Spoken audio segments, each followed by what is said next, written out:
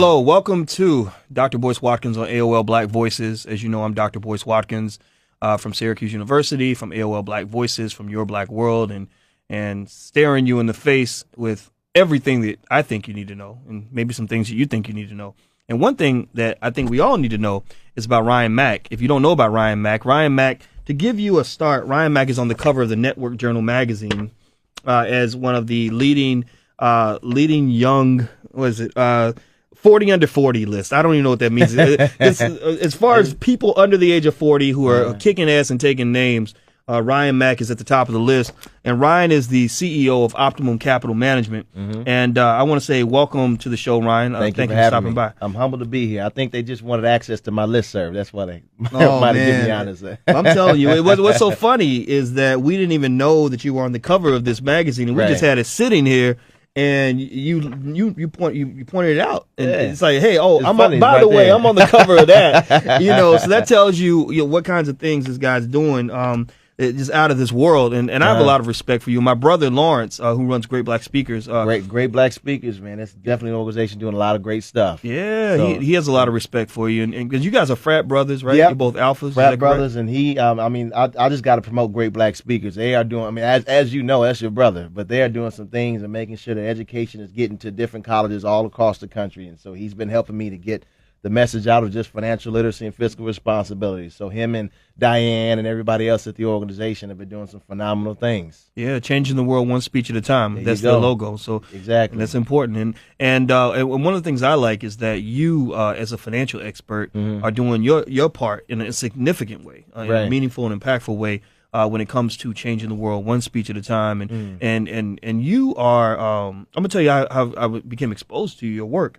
Was I think we were on Hot 97 together in New York. Yep, I remember that day. Yeah, and what impressed me is that you're taking financial literacy to anybody who will listen. You're taking it to the hood, and you are in there, talking to people and sharing this information. Tell us about that. That's what it's all about, because at the end of the day, when I first started my business, it was I was on Wall Street for 6 years, and I made some great money, and it was a blessing to be put in that position to make some good money, but I realized that when my aunt called me one day and asked me, she said, "Ryan, what is a stock?" And here I am trading stocks for years, and my own family didn't know about this information.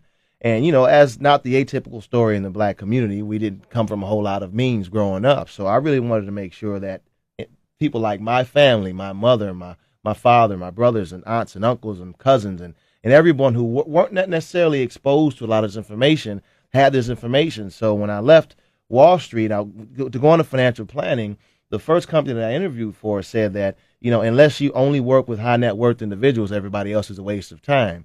And it was actually a black man that told me that. And it was a Monday or September 13th, 2004. And I felt a little bit discouraged because I was ready to sign the paperwork and get going and start that company. And I said, well, you know what, let me just hold off for a second and let me do a little bit more thinking, a little bit more praying about it. And I decided to start.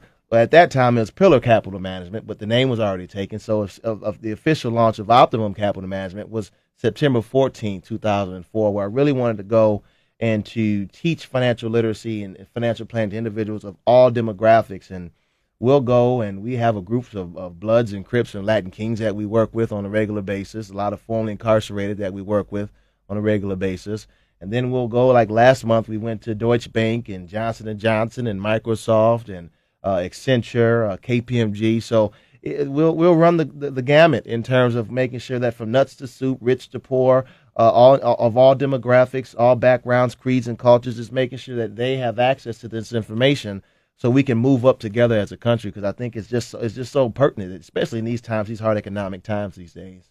Well, I think that's true. And what I like is you mentioned working with the Crips and the Bloods and Latin Kings and formerly incarcerated. Absolutely. And one of the things that I've written about extensively is that when you talk about what's going on in the criminal justice system, particularly as it pertains to black men, which ultimately affects the black family, you have the long-term problem of marginalization that takes place after you've been incarcerated. When you get out and you're going and you're trying to do the right thing, you're applying for jobs, you check that box, and you can't get a job. So ultimately, these things about wealth building and entrepreneurship, these concepts are very important, because for black folks, I think we have to go beyond just learning how to get a job. We've got to know how to go out and create a job. Exactly. Right? You know, Exactly. and get in hustle mode, if you will, legal hustle mode, and find a way to make that money that we need to get by. And that's the thing. We were in that meeting one time when I first met a big group of them. We had basically, it was a Stop the Violence meeting. It was a private meeting with Bloods and Crips on either side.